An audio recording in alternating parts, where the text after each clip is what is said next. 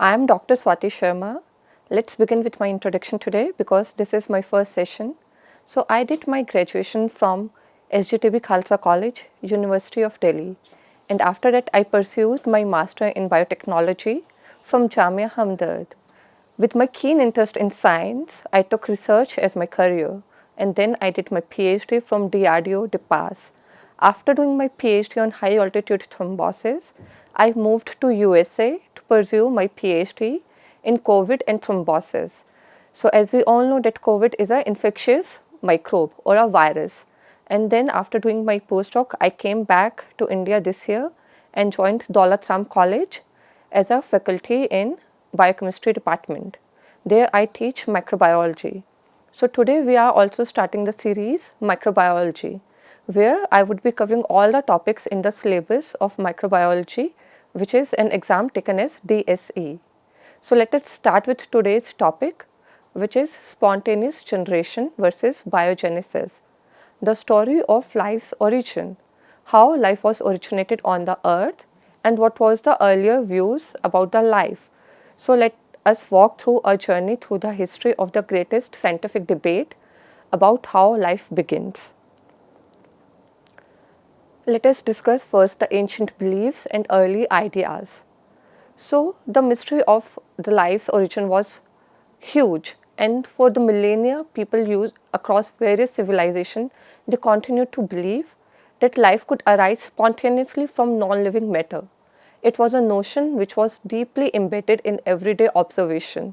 There were many people who argued that a living substance can come to life from a non-living matter, and these all facts were based upon certain observations. The first observation was because of Aristotle's doctrine. Aristotle was a Greek philosopher who formulated the doctrine of the spontaneous generation. He said that the life can arise from a non-living substance under the suitable conditions. So this thought dominated the scientific world for over 2000 years without any challenge. This was because all his observations were in line with the religious belief which were happening over there. So nothing was challenged. And the common examples on which he laid his foundation was appearing of maggots on the rotting meat, appearance of the mice on the store weeds, and appearance of the fleas from dust and dirt. And जैसा कि आप लोगों ने भी देखा होगा, अगर आप कुछ भी ओपन छोड़ देते हैं, it rots over the time. But now we know it is because of the microbes. But earlier there was no microscope discovery. There was no concept of microbes. So he thought that these things were giving rise to these living beings. So rotting meat is your non-living thing and it is giving rise to a living maggot.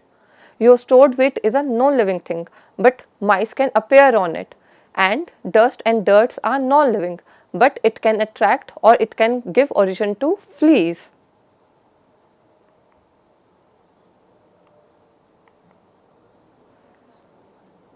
So for the centuries, all the greatest minds, they believed on the same concept, and they said that life could emerge from inanimate matter through natural processes.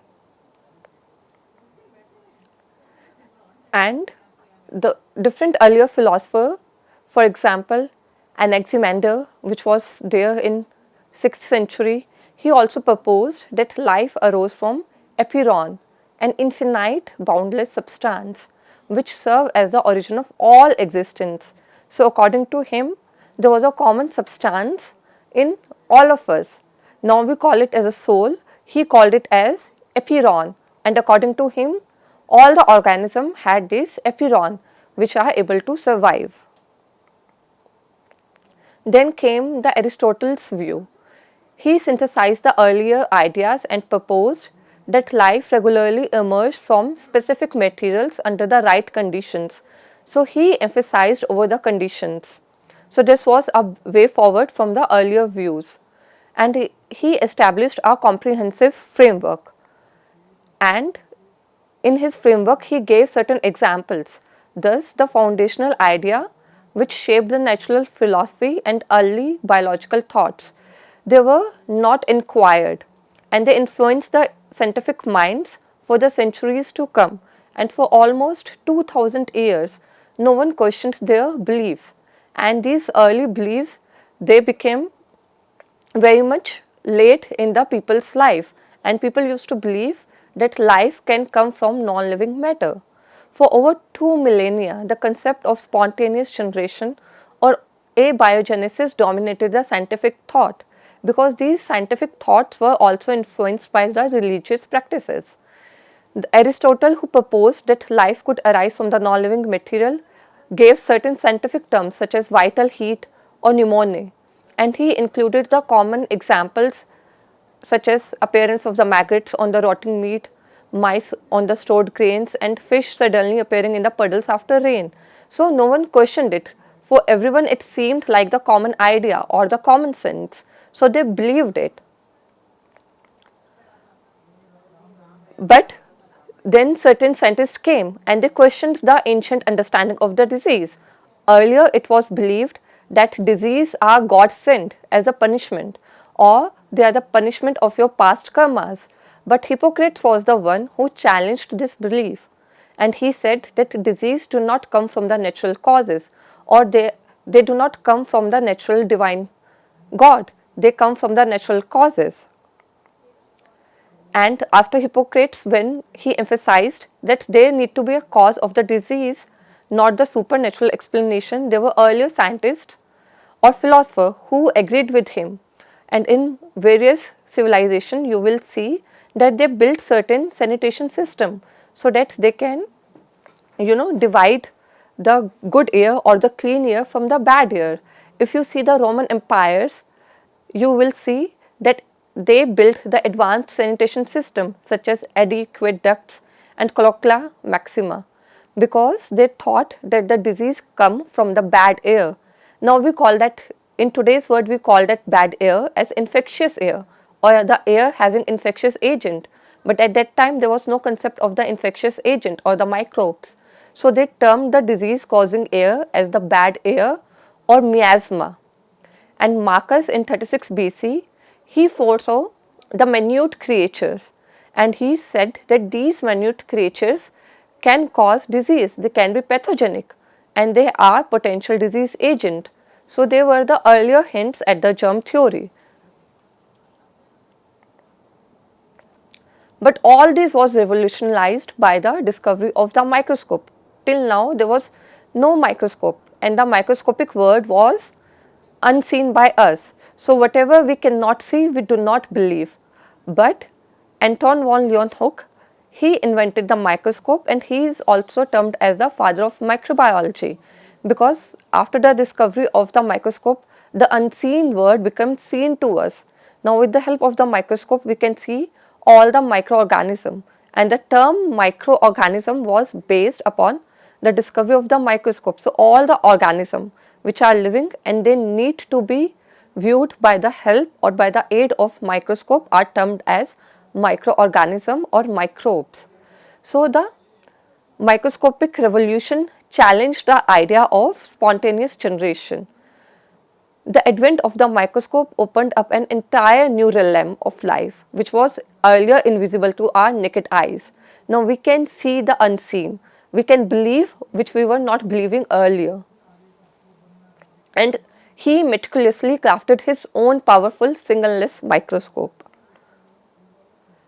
His groundbreaking observation of the animalcules in the water or the microbes in the water established that there are certain living organisms which are smaller than the visible range of the human eye, and there are other substances which are present in the water which can cause disease. So these discoveries began to challenge the prevailing or the ancient beliefs in the spontaneous generation by revealing the presence of the tiny complex life forms which were never seen before.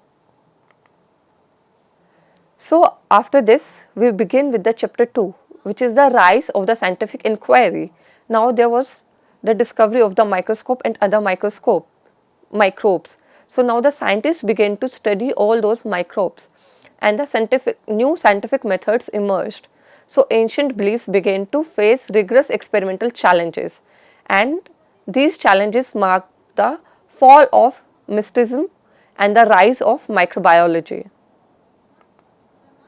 So the first experiment was done by Francesco Redi.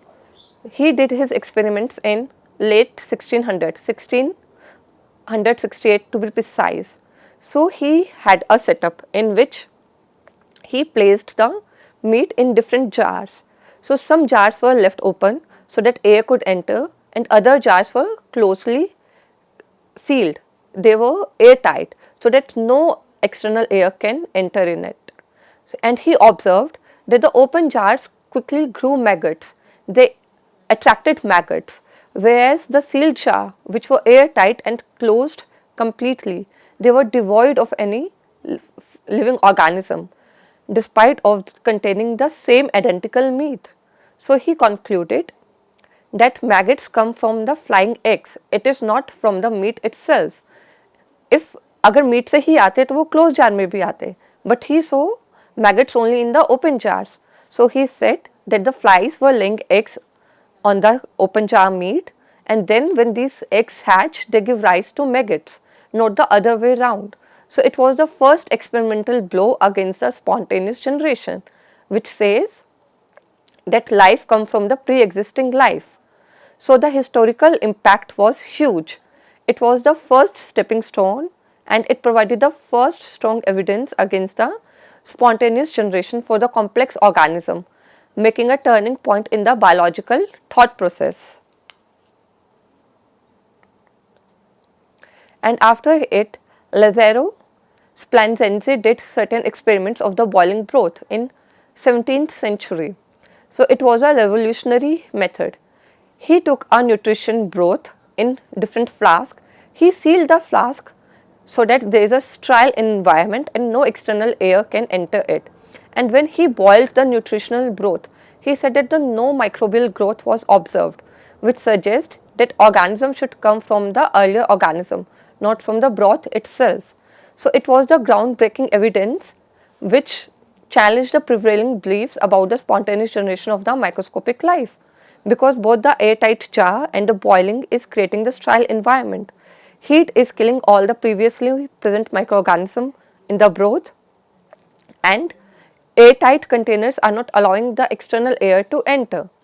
But his experiment faced different challenges from different philosophical groups. There were argues that the sealing flask prevented the vital air from entering.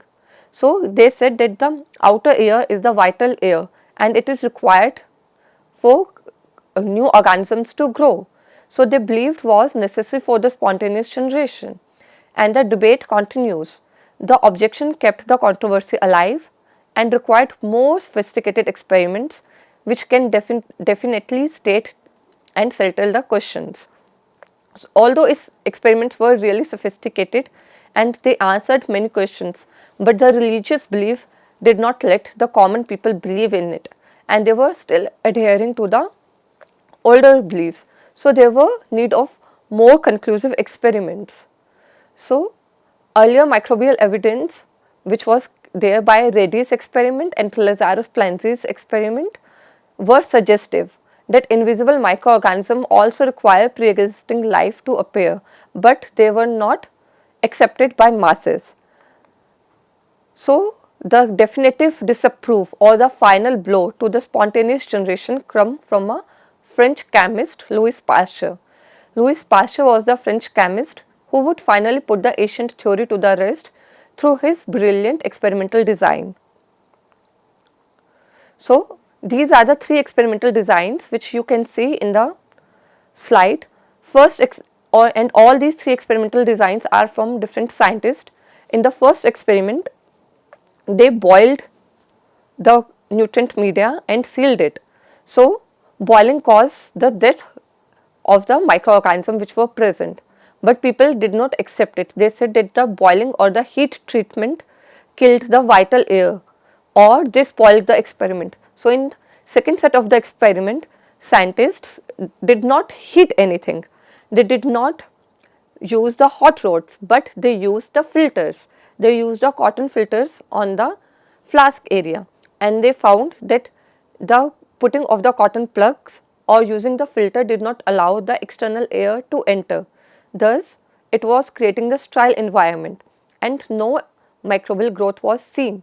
Still, people did not believe it because they said that cotton is also preventing the airflow.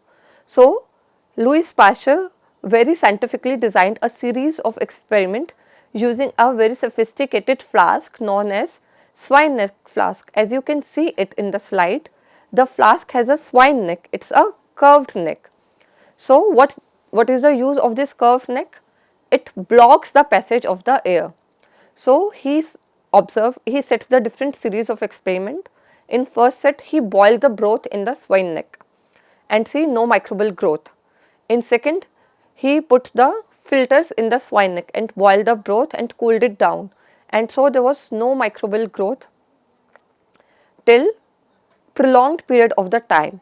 But once these necks were broken, he saw that there was growth of the microbes within few hours, which is suggestive that the external air is carrying something.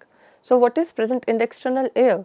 It is the presence of the microbes or the living identities which is giving rise to the other microbes, and we cannot see the already present microbes in the air because they are widespread. But once they get a nutrient rich media, you will see their growth because they are clustered.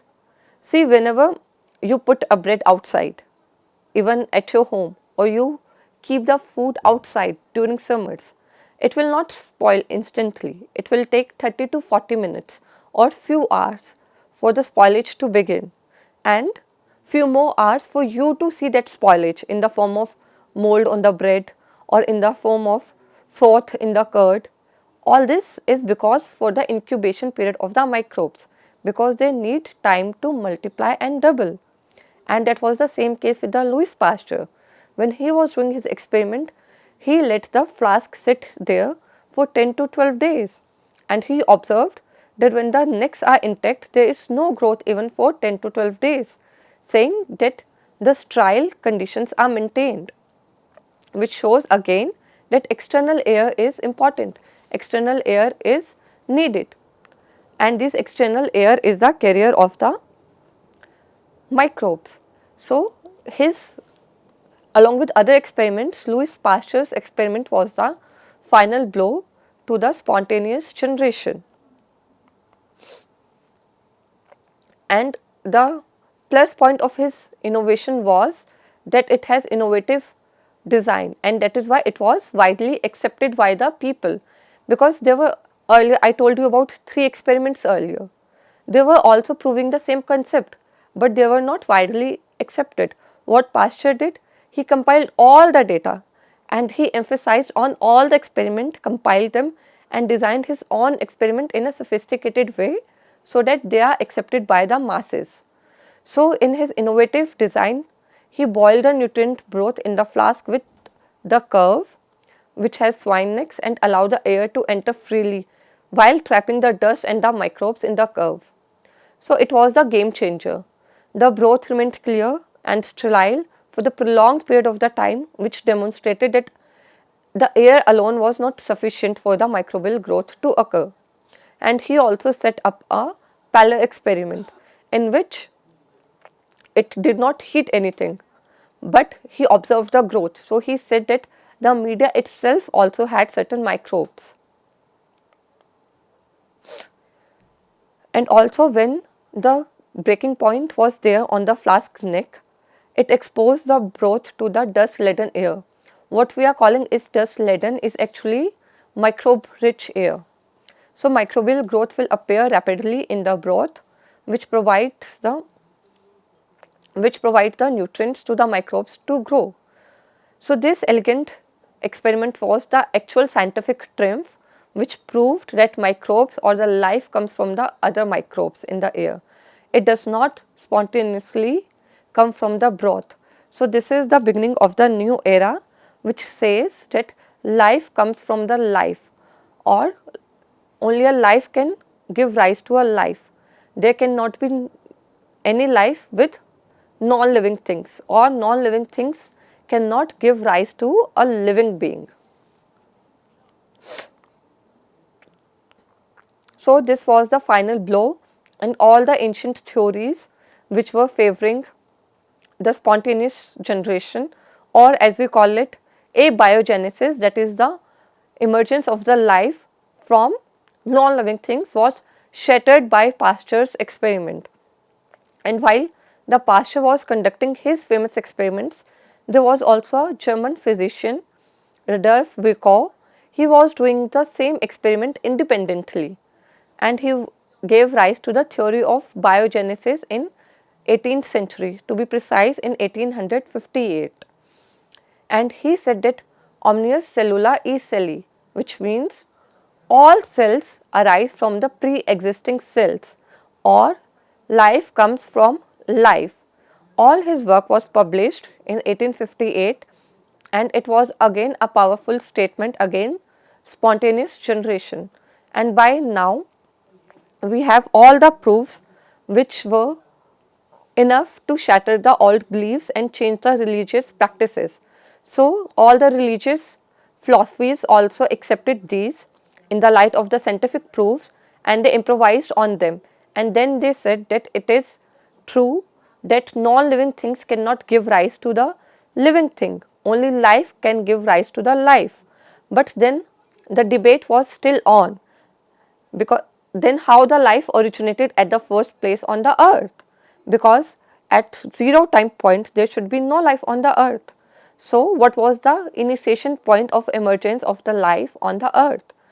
Miller conducted certain experiments to show that the life can be formed on the earth from tiny molecules such as RNA, DNA, protein and amino acid in a closed neck experiment. So Miller's experiment give a notion that the initial life come from the biological molecules, and all these biological molecules were not living, but they came in contact with each other in such a way that they formed a simplest living molecule or organism, which was called a prokaryote, because the earlier the genetic material was simple, it was RNA, and then these simple organism, they evolved with time and they gave rise to more complex organism, which are termed as eukaryotic organism.